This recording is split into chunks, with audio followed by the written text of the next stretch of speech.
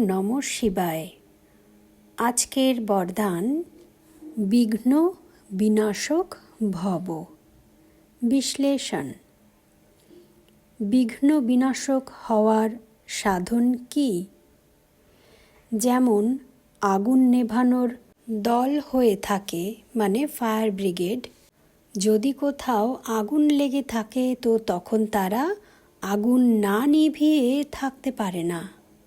যেমনই মুশকিল কার্য হোক না কেন, সুন্দর প্ল্যানিংয়ের সাথে সেই আগুনকে নিভিয়ে থাকে। তোমরাও হলে বিঘ্ন বিনাশক। বাতাবরণ মানে বায়ুমণ্ডল কিভাবে বদলাবে? সংকল্প করবে তবে তো বায়ুমণ্ডল বদলাবে। ও তো শুরু থেকেই এরকম, মানে যেমন আমরা বলে থাকি ও তো আগাগোড়াই এরকম। এসব বিঘ্ন তো পড়েই থাকে। ঝাড়কে তো ঝরতেই হয়। দেখো, পরিস্থিতিকে এরকম হালকাভাবে নিও না। যে বিঘ্ন পড়েছে সেটাকে তখন সমাপ্ত করো। যেমন ধরো কোনো স্থূল লোকসান মানে ক্ষতিকে দেখে তো আর সেটাকে ছেড়ে দাও না। তখন কি করো? দূর থেকে দৌড়ে যাও বাঁচাতে, রক্ষা করতে। তো রক্ষা করার সংকল্প তো ন্যাচারালি উৎপন্ন হয়ে যায়। এই রকম তো আর তখন তোমরা ভাবো না যে এ তো হয়েই থাকে, এ তো হলো ড্রামা। প্রত্যেক আত্মার নিজের নিজের পার্ট রয়েছে। মনে কোনো রকম দোলাচল উৎপন্ন হলো না, ঠিক আছে, কিন্তু তোমরা তো হলে রক্ষক তথা দয়াশীল।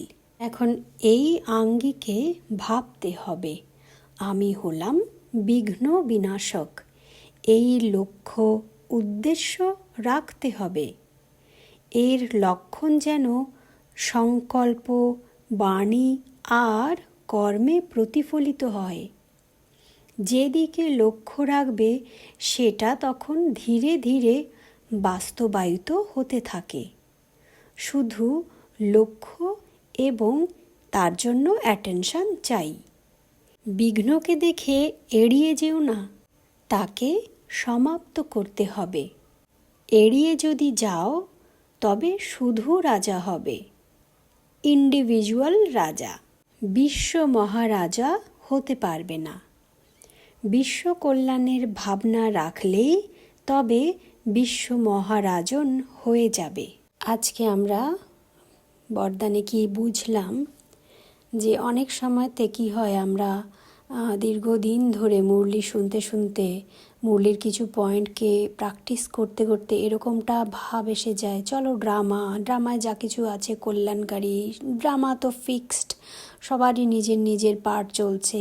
এই ধরনের ভাবনা চিন্তা করতে করতে আমরা কীরকম একটা অনেক সময় নিষ্ক্রিয় হয়ে যাই, মানে যার যা কিছু হচ্ছে ছাড়ো আমার কি, এরকম একটা ভাব এসে যায়। তো বাবা বলছে এমনটাও বাবা হতে শেখাচ্ছে না।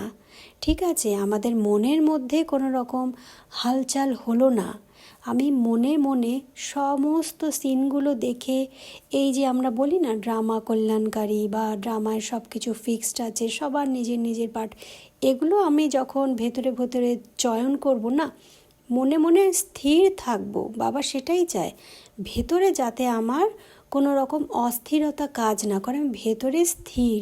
কিন্তু তাই বলে আমি বাইরে সম্পূর্ণ নিষ্ক্রিয় হয়ে যাব, এমনটা তো হতে বাবা আমাদের শেখাচ্ছে না, তাই না? তো সেটাই বাবা বোঝাচ্ছে।